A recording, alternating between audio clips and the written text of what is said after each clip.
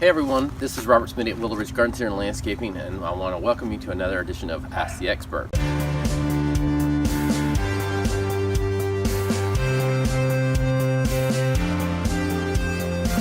Hey, many times I'm asked, what can I plant that will help me have some color in the fall?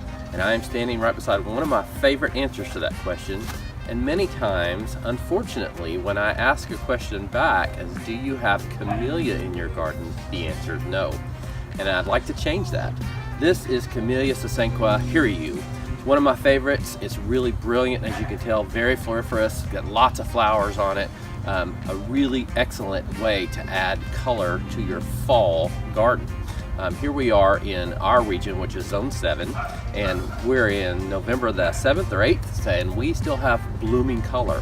This is a wonderful way to add color to your garden or to your house foundational planting, depending on the variety. Did you know that there are more than 250 species of camellia? Cold hardy species, the sasanquas in particular, are the really great fall bloomers. There's some great additions that have been released by the U.S. National Arboretum with names like Winter's Star and Winter's Charm and Polar Ice. There's another particular variety called Yuletide, which in our area will bloom around the first week of January. So where else can you get a really great evergreen blooming shrub that will give you color in January? It misses our Christmas by just a little bit here, but a great addition. Really fuss-free.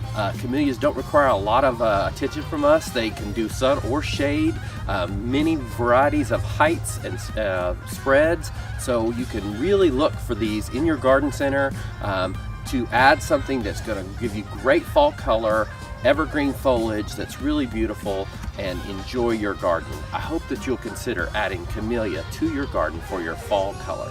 Thanks very much, and we'll see you on the next edition of Ask the Expert with Robert Smitty at Willow Ridge Garden Center.